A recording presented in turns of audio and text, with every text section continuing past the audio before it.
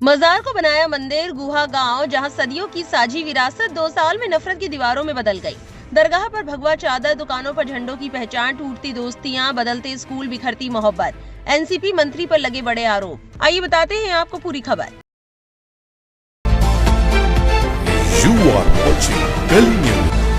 महाराष्ट्र के अहिल्यानगर जिले में मुंबई से करीब 270 किलोमीटर दूर एक गांव है गुहा।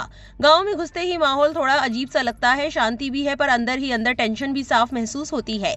हिंदू और मुस्लिम लोगों में मनमुटाव बढ़ गया है।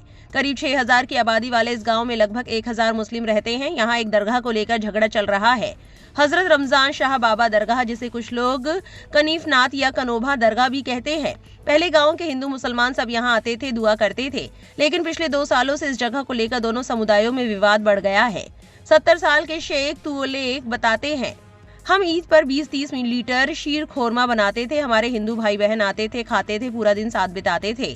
दिवाली पर हमें उनके घर से फराल मिलता था, लेकिन अब सब बंद हो गया है। अब तो हम एक दूसरे से नजर भी नहीं मिलाते। पिछले 2 सालों में अहिल्यानगर और आसपास के गांवों में माहौल काफी खराब हुआ है।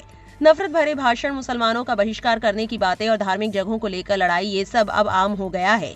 जबकि कुछ साल पहले तक यहाँ सब मिलजुल कर रहते थे। ऐसा कहा जा रहा है कि पिछले महीने दिवाली से पहले एनसीपी अजित पवार गुट के विधायक संग्राम जगताप ने लोगों से कहा कि वह मुसलमानों की दुकानों से सामान ना खरीदे और सिर्फ हिंदू दुकानदारों से ही खरीदारी करे। पार्टी के कुछ लोगों ने दुकानों पर लगाने के लिए ओम वाले केसरिया झंडे भी बांटे ताकि पता चले कि कौन सी दुकान हिंदू की है। बताया जा रहा है कि बाद में उप मुख्यमंत्री अजित पवार ने जगताप को डांटा।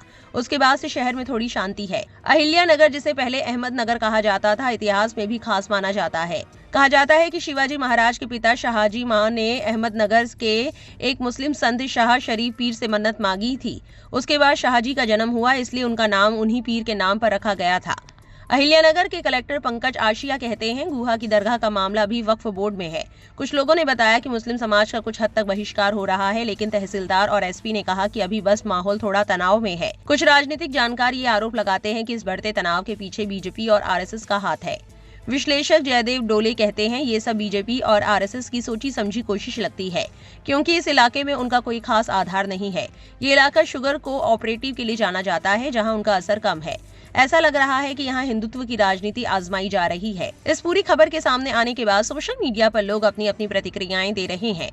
सोहित मिश्रा नाम के एक्स यूजर ने द प्रिंट की इस रिपोर्ट को शेयर करते हुए लिखा, मुसलमानों से बात करने पर 2000 का दंड। सालों से गांव में मौजूद हिंदू मुस्लिम एकता 3 साल में खत्म। मुस्लिम बच्चों ने स्कूल बदले। गांव में सालों की दोस्ती 1 मिनट में खत्म हो गई। कल तक दरगाह पर लगा हरा चादर आज मंदिर का भगवा चादर हो गया। ये रिपोर्ट केवल एक गांव की कहानी नहीं, पूरे देश की कहानी है। एक एक्स यूजर ने लिखा, महाराष्ट्र विकास में पीछे जा रहा है और सांप्रदायिक तनाव बढ़ रहा है और जल्दी इस राज्य की तुलना उत्तर भारतीय राज्यों से की जाएगी। मोहम्मद शादाब खान नाम के एक्स यूजर ने लिखा, गुहा गांव की हजरत रमजान शाह बाबा की दरगाह, जहां कभी हिंदू मुस्लिम दोनों सिर झुकाते थे, उसे अब मंदिर बताकर जबरदस्ती अपना दावा ठोक कर मंदिर में बदल दिया गया।